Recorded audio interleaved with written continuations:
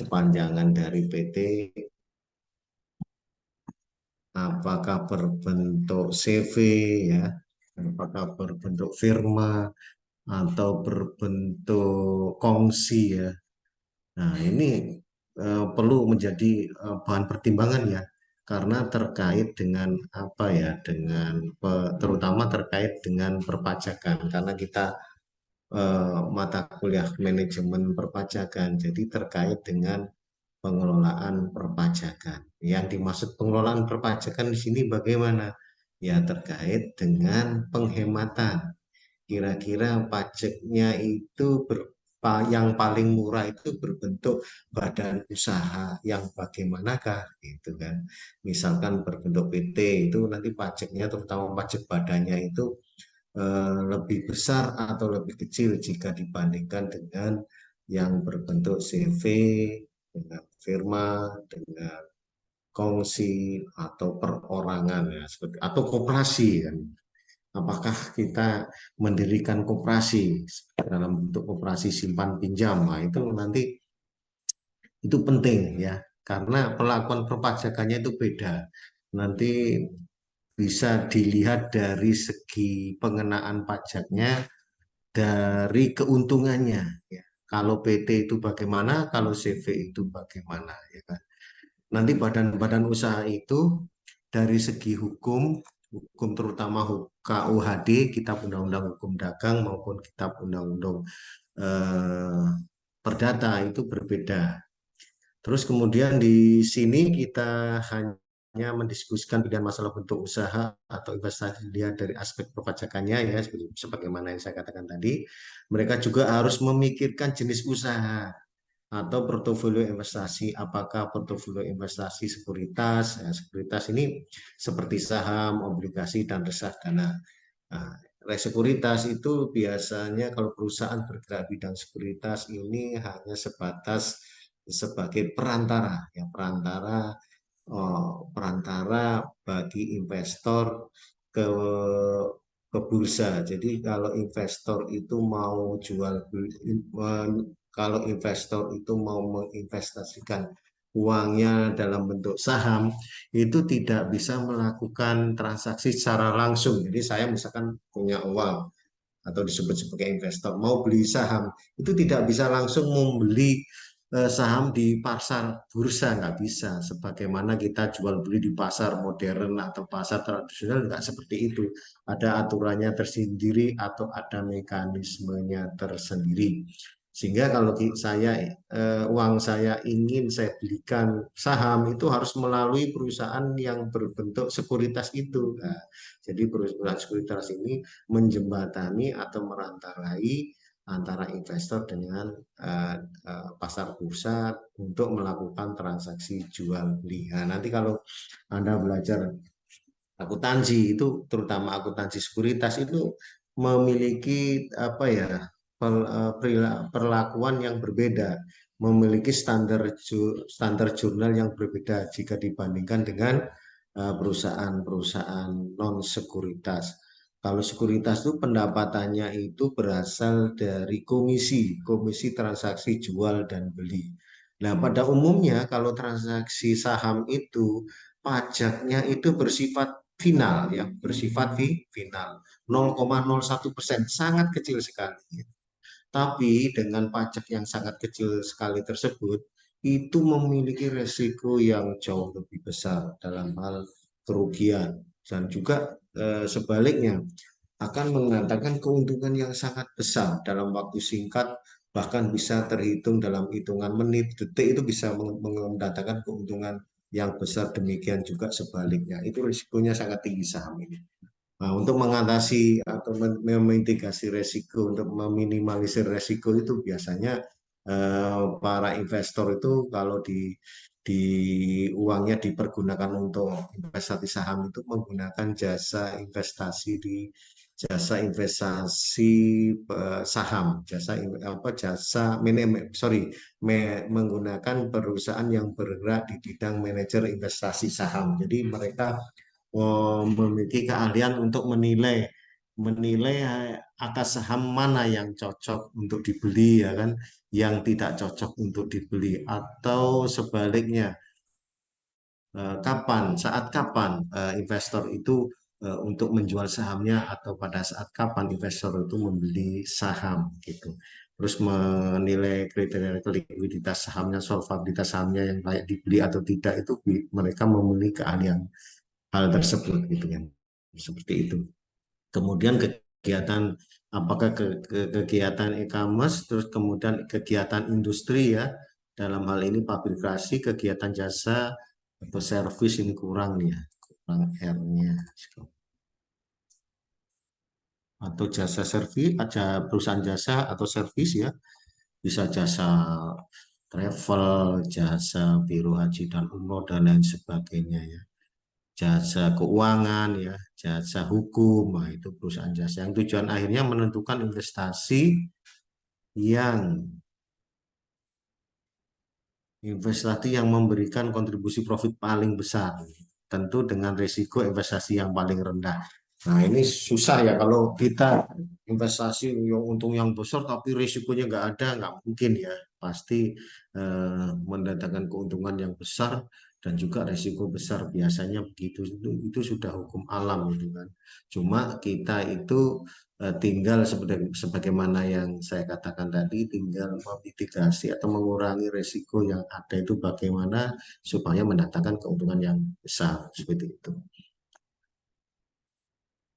Kemudian bentuk entitas bisnis di Indonesia, pada umumnya entitas bisnis Indonesia ini yang diakui Undang-Undang Perpajakan adalah perseroan terbatas, koperasi, dan yayasan. Jadi Undang-Undang Perpajakan kita itu mengakui perseroan terbatas, koperasi, dan yayasan.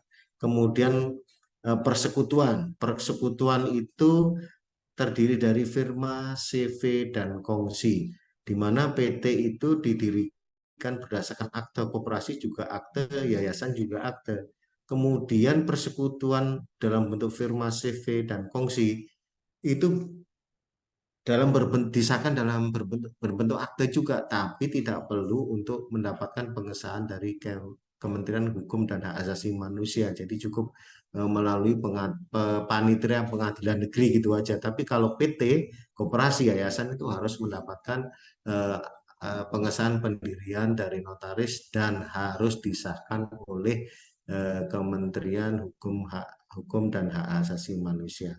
Kemudian perseorangan, kalau perusahaan perseorangan di sini tidak perlu pendiriannya berdasarkan akta notaris, nggak perlu. Jadi cukup mendapat izin dari mungkin sampai ke kabupaten setempat ya, dari Pemda setempat gitu.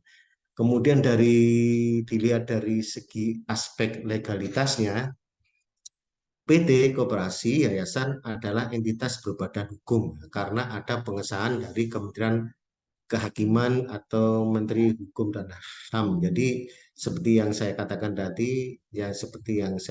tadi bahwa koperasi yayasan itu disebut sebagai entitas berbadan hukum. Karena apa? Ya seperti yang saya katakan tadi, karena disahkan oleh didirikan berdasarkan akte notaris yang harus disahkan oleh Menteri Kehakiman atau Menteri Hukum dan HAM. Kalau persekutuan yang disebut bilang terdiri dari CV, firma, kongsi, dan perseorangan tidak berbadan hukum. Nah, tidak berbadan hukum sebagaimana yang saya katakan tadi. Nah, dia disahkan oleh notaris hanya sebatas melalui panitia pengadilan negeri ya, seperti itu. Kalau perseorangan tidak perlu apa ya, tidak perlu pengesahan notaris, hanya sebatas izin dari Pemda setempat. Nah, di luar itu, di luar PT, di luar koperasi, di luar yayasan, di luar persekutuan, yakni CV, firma, kongsi, di luar itu terdapat entitas bisnis lain ya, yang dikenal dengan lingkup hukum kita seperti JO, Joint Operation, atau disebut dengan KSO, Kerjasama Operasi Waralaba BUT. Nah, yang menjadi uh, yang menjadi apa ya, permasalahan di JO ini adalah bersifat sementara, jadi tidak permanen. Jadi mereka itu didirikan oleh dua entitas atau lebih, dua perusahaan yang berbentuk PT atau lebih, di mana dua entitas itu melakukan kerjasama, yaitu dengan mendirikan JO. Itu hanya sebatas perjanjian gitu aja antara kedua belah pihak. Kemudian JO atau KSO itu atau disebut KSO itu didaftarkan ke kantor pajak untuk mendapatkan NPWP. Misalkan ada Waskita Karya dengan perusahaan Japan Corporation membangun suatu jalan atau jembatan. Nah, mereka itu membuat KSO. Jadi KSO itulah yang apa ya, yang menangani untuk membangun jembatan atau jalan yang dikerjasamakan, misalkan PT Waskita Karya dengan eh, Japan Corporation. Nah, itu disebut KSO. Di mana KSO ini seperti yang saya katakan tadi memiliki NPWP ya, tapi tidak berkewajiban untuk lapor PPh Badan. Saya ulangi lagi, KSO atau JO ini meskipun mendaftarkan dan terdaftar di KPP yang memiliki NPWP tersendiri itu tidak berkewajiban untuk lapor PPh Badan. Yang berkewajiban untuk lapor PPh Badan itu siapa? Yaitu PT Waskita Karya dan Japan Corporation gitu yang memiliki kewajiban untuk lapor PPh Badan terletak pada PT yang mendirikan JO atau KSO tersebut. Nah, bagaimana mekanismenya untuk lapor PPh Badan? Perlu Anda ketahui di dalam entitas bisnis lain, dalam bentuk JO atau KSO, itu mereka di dalam kerjasama atau kontrak kerjasamanya itu adanya bagi hasil ya. Misalkan Waskita Karya itu membiayai proyek itu berapa persen dari pembiayaan proyek itu. Kemudian Japan Corporation-nya itu berapa persen. Kemudian di dalam perjanjian itu dituangkan keuntungan yang akan dibagikan itu berapa.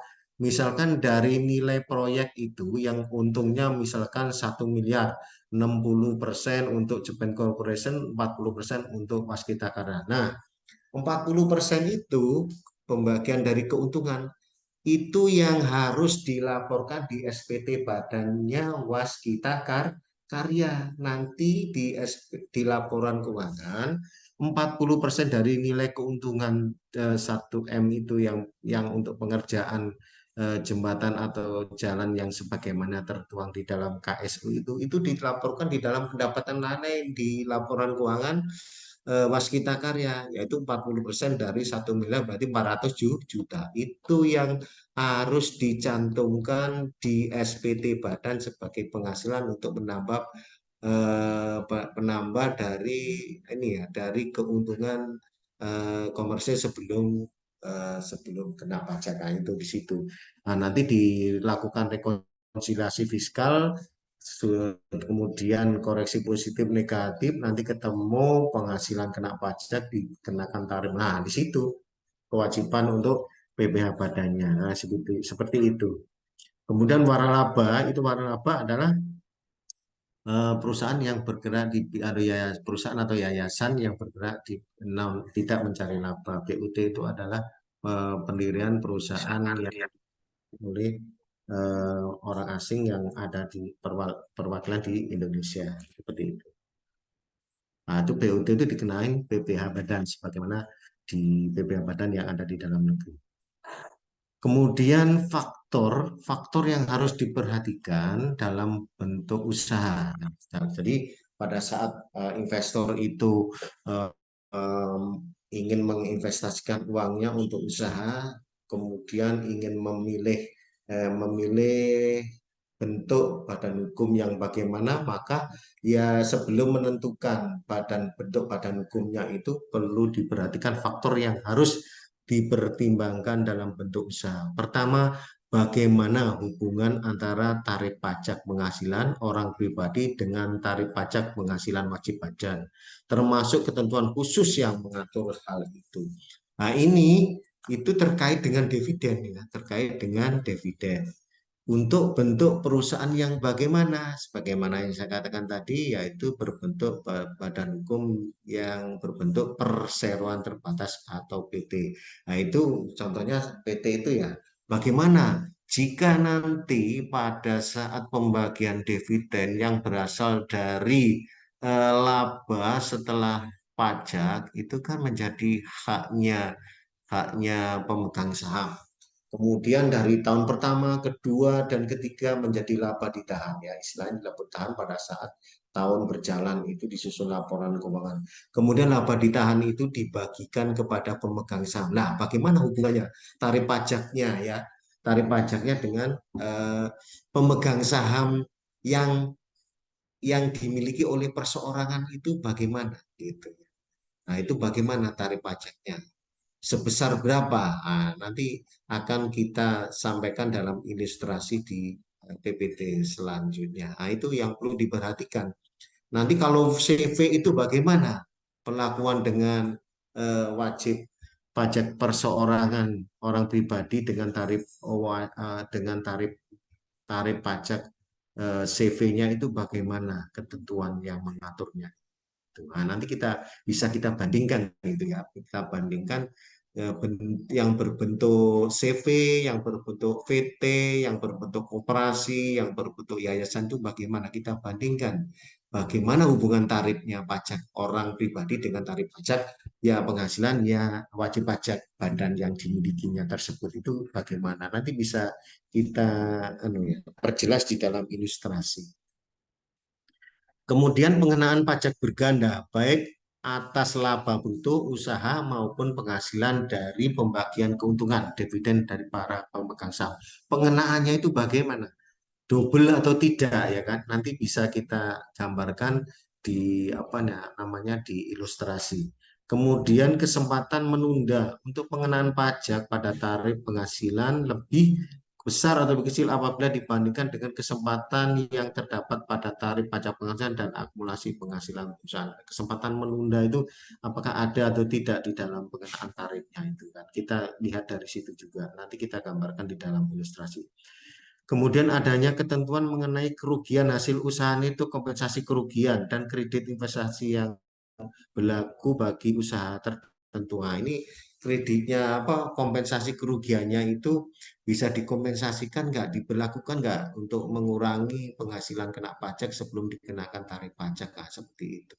Seperti KSO tadi ya, kalau KSO tadi tidak boleh mengkompensasi kerugian. Kalau rugi ya enggak, yang mana kerugian itu tidak bisa dibawa ke masing-masing entitas yang mendirikan KSO itu gitu. Nah, seperti itu. Nah, kalau saya ulangi lagi, kayak bentuk badan hukum atau jenis usaha lain seperti KSO atau JO di mana di KSO itu atau JO itu kompensasi kerugian tidak dapat dibawa ke entitas yang mendirikan KSO tersebut. Nah, seperti itu.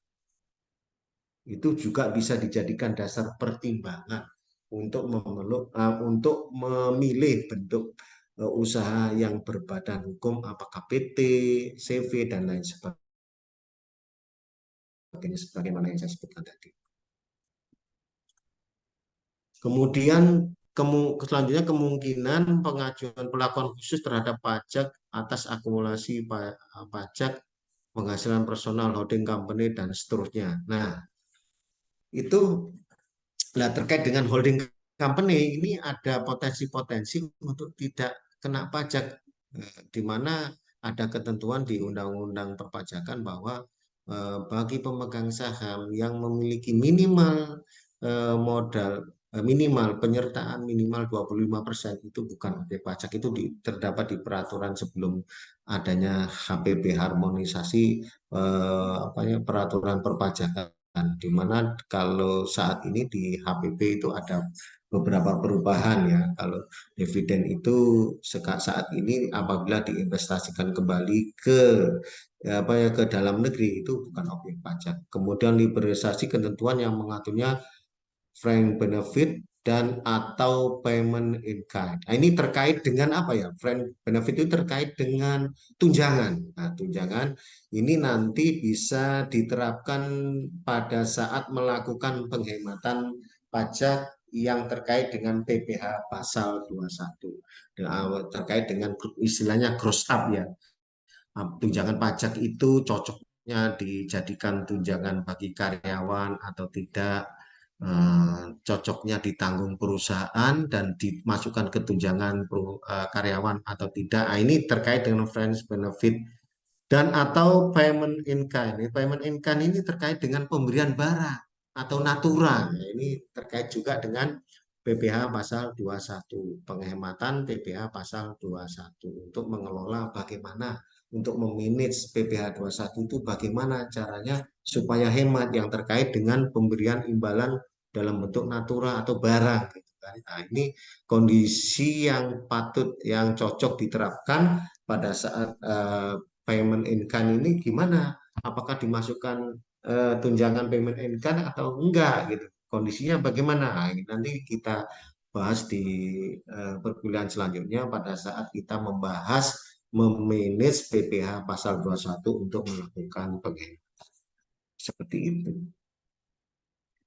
Kemudian kita bahas ke badan hukum yang berbentuk perseroan terbatas ya.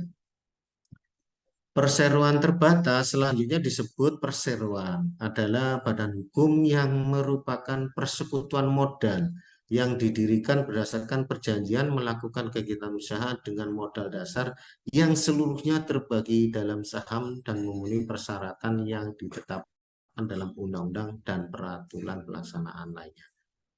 Nah, seperti yang saya katakan tadi, perseroan terbatas itu didirikan ya berdirikan berdasarkan perjanjian antar pemegang saham itu yang terbagi atas apa? Atas saham. Yang mana saham itu dinyatakan di dalam akta pendiriannya itu modal dasarnya itu berapa? Modal dasarnya itu misalkan 50 M. Nah, modal di setornya itu berapa? Perlu Anda ketahui bahwa modal di setor itu tidak boleh melebihi dari modal dasar. Maksimum sama dengan modal di setor, maksimum sama dengan modal dasar. Jadi sebaiknya itu modal dasar, modal di setor itu harus maksimum harus kurang dari modal di setor, sebaiknya seperti itu. Agar agar apa? Sebaiknya jauh lebih rendah dibandingkan dengan modal di setor. Pada saat nanti melakukan peningkatan modal di setor itu masih ada apa ya sisa untuk melakukan tambahan modal di setor. Nah, seperti itu. Kemudian eh, dan untuk memenuhi persyaratan yang ditetapkan dalam undang-undang dan peraturan. Terus untuk perseroan terbatas itu dibagi dua kalau nggak salah ya, dibagi dua, perseroan terbatas terbuka, perseroan publik yang mana perseroan yang melakukan penawaran umum saham sesuai dengan undang-undang pasar modal. Jadi kalau perseroan yang berbentuk terbuka itu sahamnya ditawarkan di umum ke masyarakat umum. Nah, biasanya penawarannya itu melalui saham perdana. Nah, biasanya investor itu sangat berminat di dalam di dalam penerbitan saham perdana. Biasanya kalau saham perdana ini kemungkinan besar itu untung ya. Kemungkinan untung saham perdana itu maksudnya pada saat diterbitkan kita membeli ya, kita membeli itu namanya saham perdana. Nah, biasanya saham perdana itu biasanya ini dibuka dengan harga 100, kemudian dipasarkan di bursa biasanya lebih dari 100. Nah, itu yang saya katakan tadi kemungkinan besar akan mendapatkan keuntungan apabila kita membeli atau berinvestasi di saham perdana gitu kan.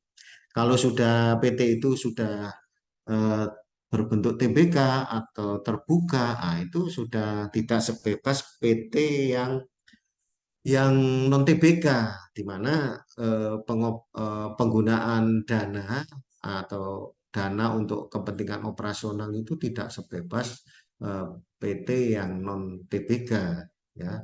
Itu pasti diawasi oleh OJK ya dalam hal ini ya. Jadi penggunaannya karena ini sudah dimiliki masyarakat umum tidak boleh seenaknya sendiri gitu kan.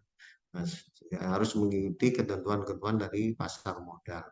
Kemudian perseroan batas adalah salah satu bentuk badan hukum entitas bisnis yang banyak digunakan di Indonesia yang didirikan dengan payung, bukan payung ya, payung hukum undang-undang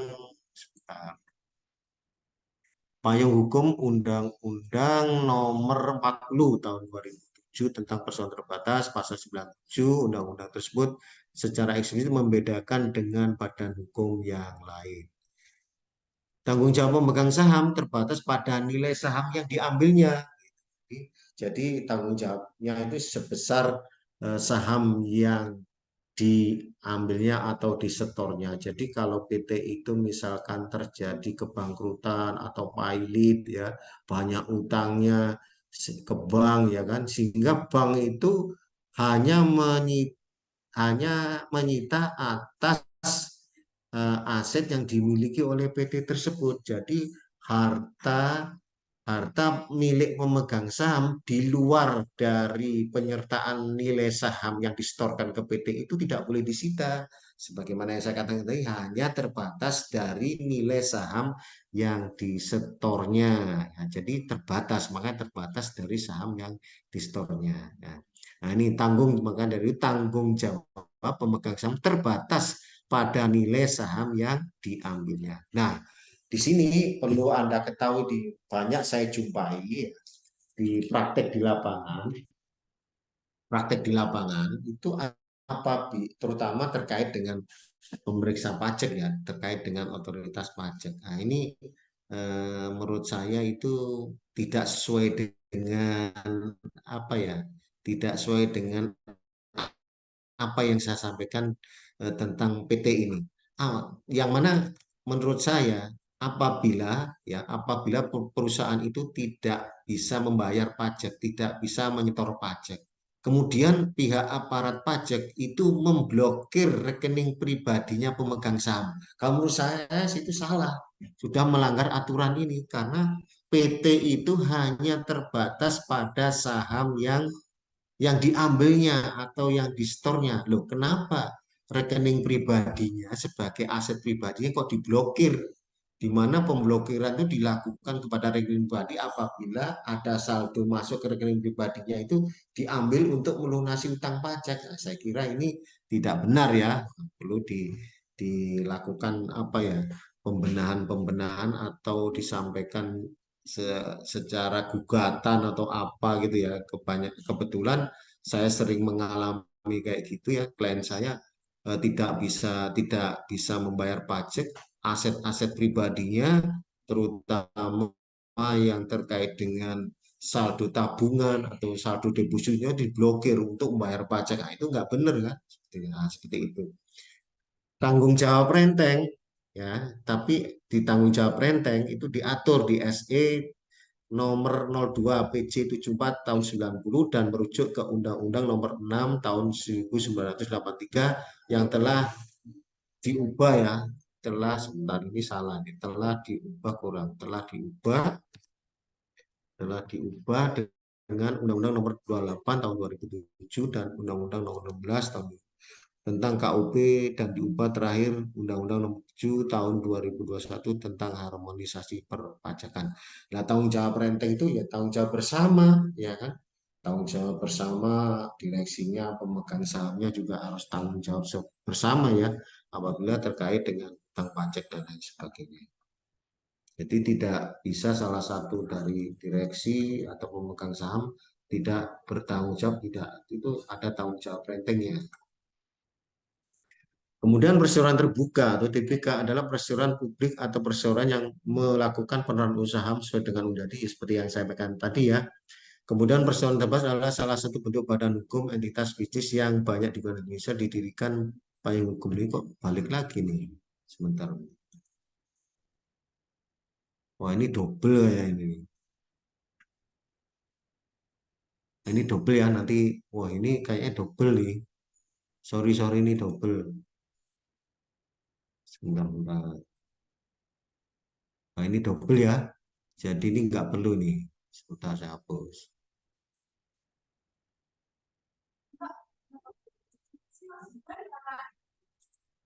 Nah, itu belum. Nah, sekarang kita masuk ke ini ilustrasi tadi perhitungan PBH badan. Nah, perhitungan PBH badan.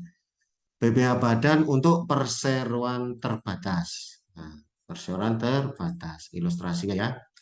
Dalam ketentuan perpajakan pasal 17 Undang-Undang Nomor 7 Tahun 1983 yang telah diubah dengan Undang-Undang Nomor 36 Tahun 2008 dan terakhir dengan Undang-Undang Nomor 7 Tahun 2021 tentang Undang-Undang Harmonisasi Peraturan Perpajakan tentang pajak penghasilan pengenaan perseroan terbatas dikenakan pada level net income sebelum pembagian dividen perusahaan kepada pemegang saham. Nah, kita ilustrasikan begini.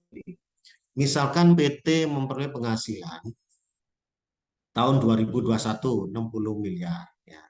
Kemudian harga pokok COGS-nya, harga pokok penjualannya 58 miliar 800 juta. Nah, penghasilan dikurangi harga pokok penjualannya berapa? Gross income-nya berarti laba kotornya 1 miliar 200 juta.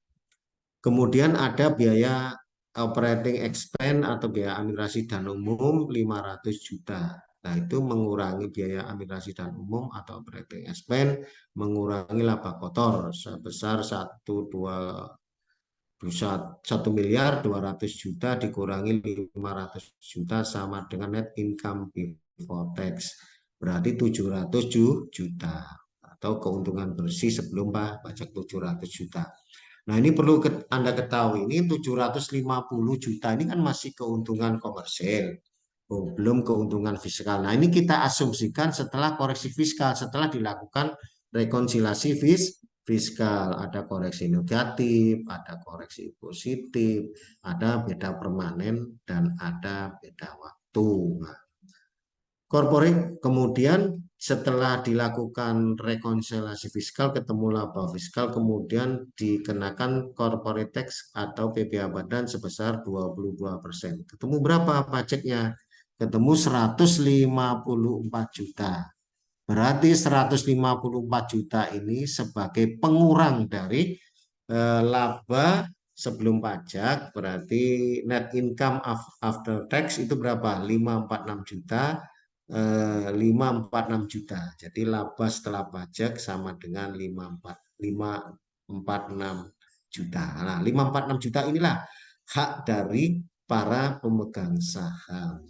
Kalau dibagikan namanya dividennya seperti yang saya katakan tadi, perlu yang menjadi faktor yang perlu pertimbangkan itu ya hubungan tarif PPh badan dengan tarif PPh perseorangan atau pribadi selaku pemilik dari perusahaan itu bagaimana pengakuan tarifnya. Ya, berarti dividennya nanti kenapa pajak apabila yang terima dividen itu adalah orang pribadi. Nah, seperti itu.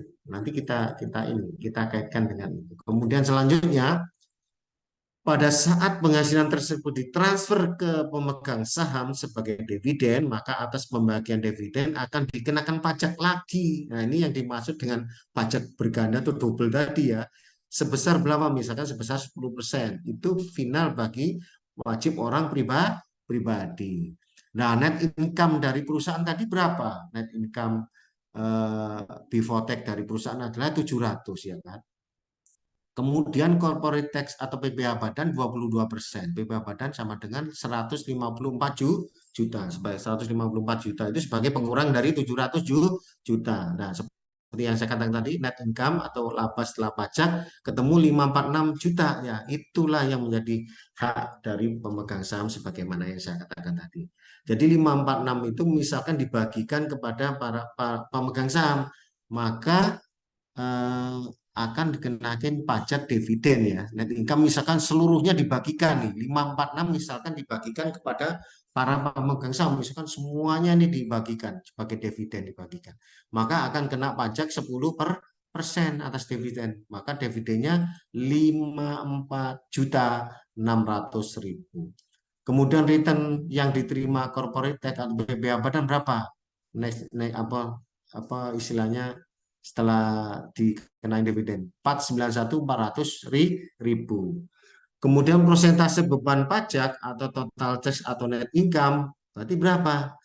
Total pajak yang dipungut di perusahaan, kemudian total pajak yang dipungut ya atau yang dikenakan atas dividen ke orang pribadi berapa selaku pemegang saham, yaitu 154 juta ditambah 54.600.000 sama dengan 208.600.000, atau sebesar berapa pajaknya apabila investor itu atau apa ya, investor atau orang yang memiliki uang untuk mendirikan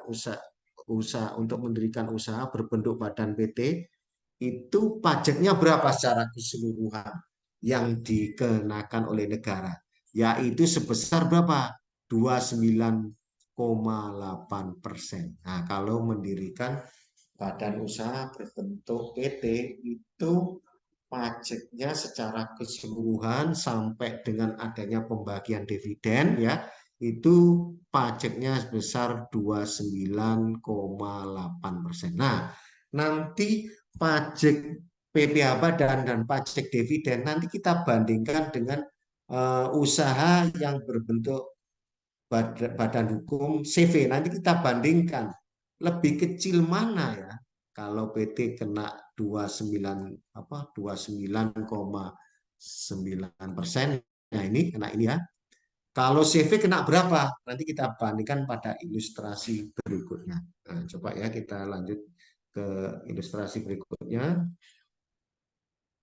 Nah, kita bandingkan sekarang dengan usaha persekutuan CV, firma, dan kongsi. Nah, sebelum kita mengilustrasikan bagaimana pengenaan pajak untuk PPh Badan terhadap usaha persekutuan yang berbentuk CV, firma, dan kongsi. Di dalam literatur hukum, di dalam KUHD, Kitab Undang-Undang Hukum Dagang, ada 3 macam perkumpulan. Perkumpulan bukan badan hukum ya. Saya ulangi lagi, persekutuan itu disebut perkumpulan bukan badan hukum, yaitu persekutuan perdata. 1 CV, firma, kongsi. Nah, kongsi ini biasanya itu tidak apa ya, semacam perjanjian, kesepakatan antara eh, si A, si B, dan si C itu untuk melakukan kerjasama. Untuk kongsi itu biasanya dibentuk perjanjian, disahkan notaris gitu aja kalau kongsi gitu ya. Kalau CV firma itu didirikan itu berdasarkan akte notaris, tapi cukup disahkan melalui panitera di pengadilan negeri, tidak perlu mendapat pengesahan dari Menteri Hukum dan HAM. Nah, seperti itu. Didirikan, nah sebenarnya penjelasan mereka didirikan dengan akta notaris dan didaftar di kepaniteraan pengadilan negeri, tidak diperlukan pengesahan dari Menkumham. Tapi kalau PT harus disahkan, kalau nggak disahkan nanti tidak sah akta pendiriannya itu ya.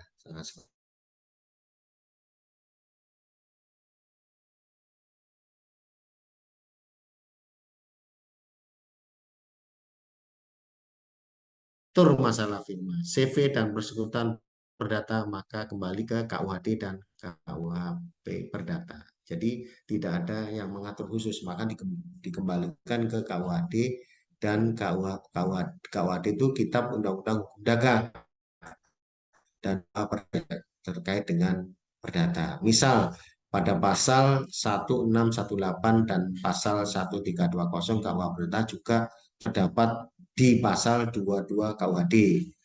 Nah, kemudian ada pertanyaan nih, tolong dijawab nanti ya. Berbeda dengan PT, perseroan terbatas. Perbedaannya di mana? Gitu. Kalau perbedaan maksudnya ini perbedaan PT dengan CV. Kira-kira perbedaannya di mana? Ada yang bisa jawab? Silakan dijawab nih. Sebutkan namanya siapa dan NIM-nya apa. Jadi saya ulangi lagi, antara PT dengan CV itu ada perbedaan. Perbedaan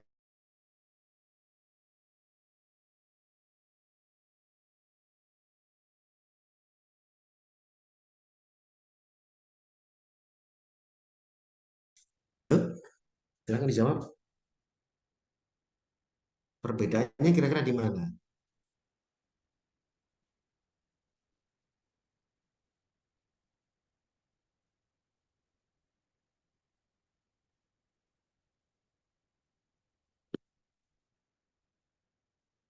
Ada yang bisa jawab? Silakan jawab aja sesuai dengan apa ya pengetahuan Anda, sesuai dengan pandangan Anda, pemikiran Anda bebas. Silakan. Tadi disebut bahwa PT itu berbadan hukum, disebut berbadan hukum, sedangkan persekutuan dalam bentuk CV firma tidak berbadan hukum. Nah, itu kan perbedaannya masalah dari pengesahan akte pendiriannya ya. Kalau PT didirikan berdasarkan akte yang harus disahkan oleh Kementerian Hukum dan Hak Asasi Manusia, sedangkan CV firma dan kongsi tidak perlu disahkan sampai ke Kementerian Hukum dan HAM, cukup disahkan melalui panitera di pengadilan negeri. Sekarang yang otomatis dari perbedaan pendiriannya aja berbeda. Nah, sekarang perbedaannya di mana ini? Dari segi apa perbedaannya kira-kira? Ada yang bisa jawab? Silakan. Antara PT dengan CV, firma Izin dan menjawab, kongsi Pak. itu perbedaan di mana? Jadi ini yang membedakan itu, ya silakan, enggak, Perkenalkan, nama saya Gustira dengan NPM silakan, suaranya. 382. Sivira Gustira. namanya, Gustira. Nasrullah monitor dicatat, soalnya Aman. saya nggak ada pulpen di aman ya. Silakan. Kalau nggak dicatat nanti merugikan Safira. Silakan. Gustira, Pak. Ya, Gustira. Gustira ya, merugikan Gustira. Ya silakan Gustira. Mohon maaf ya, Pak, jika salah, Pak. Nggak apa-apa. Kalau PT itu kan entitas hukum yang terpisah dari pemiliknya, Pak. Terus eh, ini juga yang berarti pemiliknya tuh tidak bertanggung jawab secara pribadi atas utang perusahaan. Terus PT juga bisa memiliki banyak pemegang saham dan saham mereka tuh bisa diperdagangkan di pasar saham. Terus modal PT juga berasal dari penjualan saham kepada pemegang saham. Terus PT juga punya persyaratan permodalan minimum yang harus dipenuhi sesuai dengan hukum setempat. Terus PT juga wajib menyusun laporan keuangan yang terpisah dari pemiliknya. Sedangkan CV itu jenis perusahaan yang biasanya dimiliki oleh dua jenis mitra, ada mitra komunitas dan mitra komplementer. Mitra komplementer itu punya tanggung jawab penuh atas utang perusahaan, sedangkan si mitra komunitas itu tuh tanggung jawabnya terbatas sesuai dengan kontribusi modal mereka. Terus CV juga sering digunakan dalam bisnis kecil atau keluarga di mana mitra komplementer aktif dalam pengelolaan bisnis, sedangkan mitra komplementer hanya menyediakan modal. Terus SIPI juga tidak memiliki persyaratan permodalan minimum dan tidak terdaftar di bursa saham. Terus CV juga biasanya tidak diatur oleh hukum perusahaan yang ketat seperti PT, Pak. Sekian jawaban saya. Wassalamualaikum warahmatullahi wabarakatuh. Oh, baik, bagus jawabannya. Ada yang menyangka kalau kalau ditambah nggak perlu jawabannya sudah panjang lebar ya, udah lengkap. Ada yang menyangga nggak setuju dengan maksudnya menyangga itu tidak setuju dengan pendapatnya Gus Fira. Silakan satu lagi yang menyangga, yang nggak setuju. Silakan.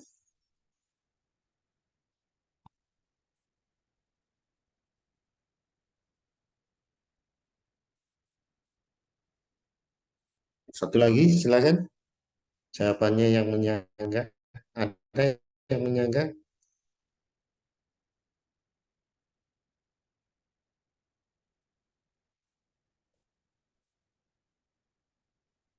Ada yang menyalahkan jawaban dari Gus Fira?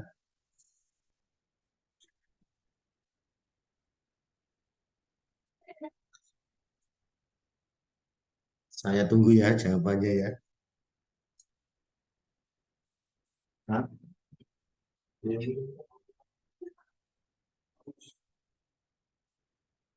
Yang merah, yang merah. Apa dingin kan? Ini? Oh enggak. Itu saja. Tidak. Kue-kue gitu. Oh ya. Oke.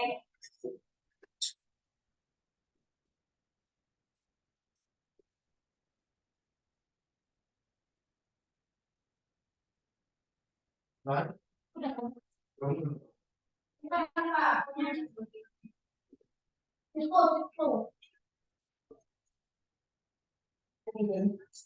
Oh, iya. Cukup. Yes.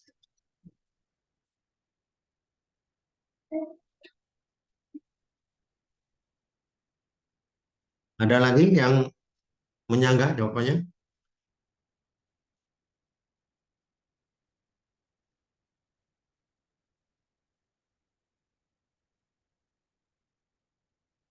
Menurut saya jawabannya udah tepat ya. Jadi kalau disingkat tuh tanggung jawabnya. Coba kita cek dengan slide berikutnya. Nah, dari segi tanggung jawab. Nah, di sini ya. Nah, ini ada mengatur tanggung jawab perseroannya. Nah, jadi tanggung jawabnya yang membedakan antara CV dengan PT. Gitu ya. Jawabannya tepat. Usaha persekutuan CV kongsi lanjutan PT diatur pada pasal 18 dan pasal 19.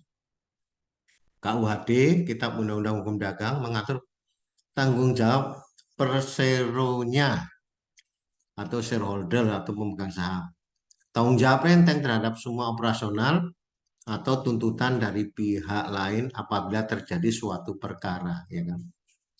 Operasional ya, tidak ada dengan kaitannya dengan harta pribadi, ya. Jadi semua pengurus itu mau direksi, direktur utama, direktur operasional, direktur keuangan itu tanggung jawab renteng apabila berperkara dengan pihak lain. Nah,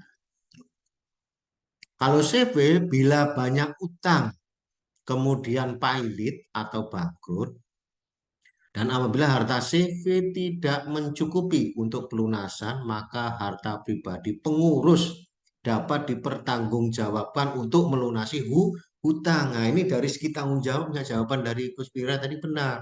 Kalau disingkat dari segi tanggung jawabnya. Ya, jadi yang membedakan itu tanggung jawabnya. Kalau PT tanggung jawabnya hanya sebatas modal yang disetor, sedangkan kalau CV tanggung jawabnya ya termasuk harta pribadinya gitu.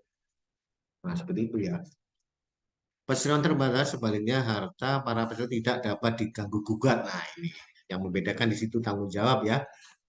Jadi kalau saya ulangi lagi, kalau PT harta para peserta tidak bisa diganggu gugat apabila ada urusan hutang-hutang dengan PT. Jadi terpisah seperti yang jawaban Kuspira itu.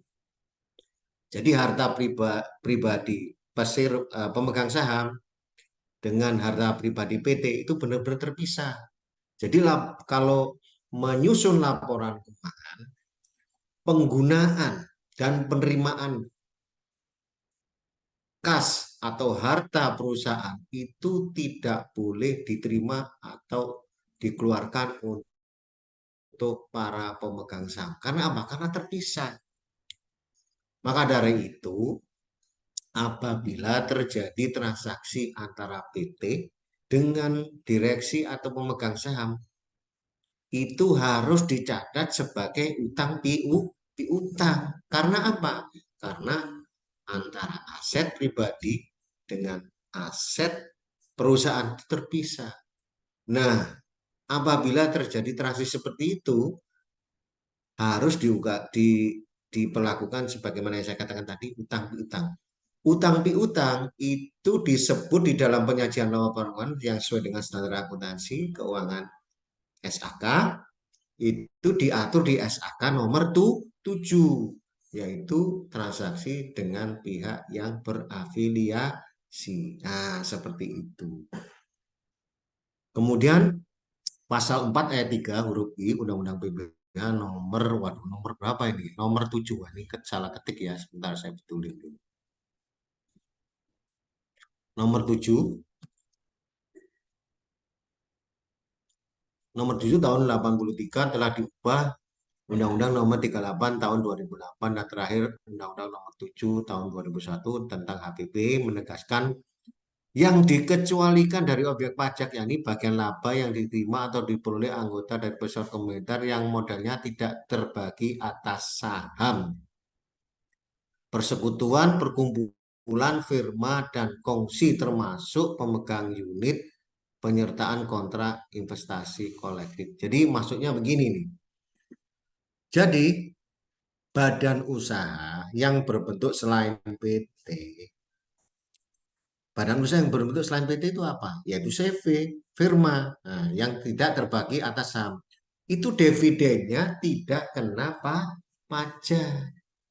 Jadi kalau pemilik CV, pemilik firma, pemilik kongsi itu mengambil keuntungan itu nggak kena pajak sesuai dengan pasal Undang-Undang Perpajakan pasal 4 ayat 3 huruf I, nomor 7 lalu 3. Undang-Undang nomor 8 38 nomor 2000, tahun 2008 itu bukan objek pajak. Nah, ilustrasi tadi PT kan kena pajak ya dividennya. Kita hitung ilustrasinya ya, bagaimana pajaknya dan lebih hemat mana antara PT dengan CV. Nah, ini ilustrasinya seperti ini. Nah, misalkan kita buat ilustrasi sama dengan perhitungan PT tadi, mempunyai penghasilan yang sama misalkan. Untuk pengenaan pajak penghasilan badan, oleh karena itu bagian laba yang diterima oleh para anggota badan CV, firma, dan kongsi bukan lagi sebagai objek pajak. Saya ulangi lagi, kalau PT tadi di ilustrasinya sebagai objek pajak. Misalkan income-nya tahun 2001 sama 60 miliar, ya kan? Harga pokok penjualannya sama 58 miliar 800 juta. Gross income atau laba kotor 1,2 miliar. Kemudian ada biaya operasional atau biaya administrasi umum 500 juta sebagai pengurang 1,2 sama dengan net income before tax sama dengan 700 juta. Nah, ini kita asumsikan bahwa 700 juta itu sudah dilakukan koreksi fiskal. Kemudian dikenakan pajak PPh Badan 22% sama 154 juta. Net income after tax 54. Nah, seperti itu. Nah, kita ilustrasinya berikutnya. Jadi pajaknya sama dengan ini ya. Nah, pada saat penghasilan tersebut ditransfer ke pemilik CV, firma, dan kongsi sebagai berikut. Nah, hitungannya sama dengan PT tadi. Net income before tax 700 juta, ya. Corporate tax atau PPh Badan 22% sama dengan 154 juta sebagai pengurang dari net income before tax sama dengan net income 546 juta. Lah, pajak dividen sebesar 10% sebagaimana diatur di undang-undang tadi bahwa laba atau laba yang dibagikan kepada pemilik badan hukum yang bukan perseroan atau disebut persekutuan bukan objek pajak. Maka pajaknya berapa atas dividen pemilik CV, firma, dan kongsi? Pajaknya yaitu nihil karena bukan objek pajak. Jadi return yang diterima dengan 546 juta karena pajak dividennya 0. Terus berapa persentase beban pajak atau total pajak atau net atas net income yaitu sebesar 154 juta. Kita cari persentasenya dibagi 700 juta dikalikan 100% sama dengan berapa pajaknya? 22% atau sebesar 154 aja. Hanya satu saja yang kena di BPH badannya aja. Dividennya nihil. Jadi kalau kita bandingkan dengan pajak yang dikenakan ke badan usaha yang berbentuk PT, berarti hemat mana? Berarti hemat atau lebih kecil apabila badan usaha itu berbentuk CV, firma, dan kongsi. Hematnya di mana? Di 22%. Sedangkan tadi PT 29,8%. Nah, seperti itu ilustrasinya. Jadi betapa pentingnya apabila kita mau usaha itu bentuk badan hukumnya itu berbentuk apa supaya pajaknya itu hemat. Nah, seperti itu.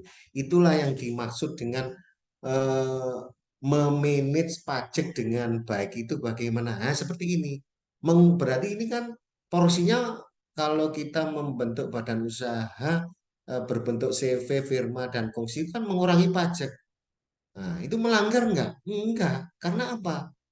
Karena tidak melanggar ketentuan undang-undang perpajakan, boleh mengurangi, ya, gitu kan. Sehingga kita membayar pajak yang tidak seharusnya atau yang tidak sebenarnya, gitu.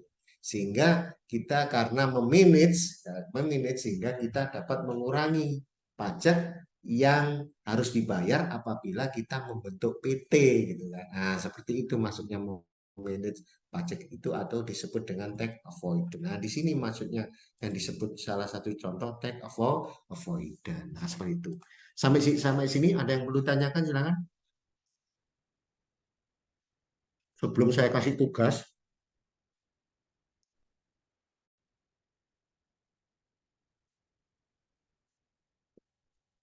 silakan ada kalau ada yang bertanya.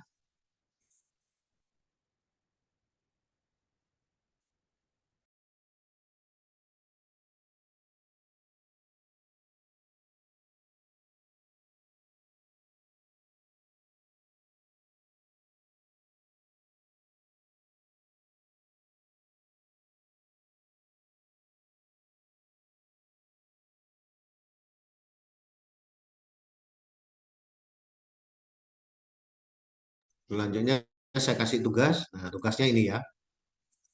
Nah, tugasnya buat perhitungan sebagaimana ilustrasi tersebut di atas untuk bentuk usaha-usaha perseorangan dan koperasi.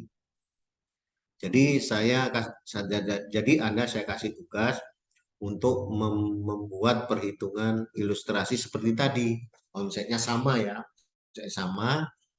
Kalau berbentuk perseorangan itu pajaknya berapa, dan kalau bentuk koperasi itu pajaknya berapa, pajak PPh badannya seperti ilustrasi tadi. Kemudian hasilnya Anda bandingkan dengan ilustrasi pengenaan pajak penghasilan badan yang berbadan hukum PT dan persekutuan atau disebut CV sebagaimana perhitungan tersebut di atas. Nah, ini Anda bandingkan nanti ya. Anda bandingkan lebih hemat mana? Apakah paling hemat itu CV atau CV itu masih kalah hematnya apabila kita membentuk suatu usaha perseorangan, bahkan membentuk suatu koperasi ternyata lebih hemat lagi. Nah, itu tolong dihitung ya apabila bentuk usaha yang akan kita lakukan untuk usaha itu perseorangan dan koperasi. Jadi Anda menghitung itu ya. Nah, silakan tugasnya dikerjain atau kerjain dan dikumpulkan untuk minggu depan ya. Nah, sebelum hari Senin jam maksimum jam 12 malam. Itu harus sudah dikumpulkan hitungannya. Jadi Anda sampaikan yang paling hemat itu yang mana. Nah, seperti itu ya. Ada pertanyaan sebelum kuliah saya tutup? Tugas dikerjain sekarang, dikumpulkan sekarang atau dikerjain di nanti, dikumpulkan minggu depan? Halo? Kalau dikumpulkan sekarang itu waktunya tinggal berapa menit lagi nih? Tinggal sekarang jam tinggal 50 menit, 1 jam. Dikumpulkan sekarang atau minggu depan? Minggu depan Halo? aja, Pak, boleh nggak? Oh boleh. Wis. Ada pertanyaan sebelum saya akhiri? Ada pertanyaan? Baik, kalau nggak ada saya akhiri. Sampai sini dulu ya. Wassalamualaikum warahmatullahi wabarakatuh.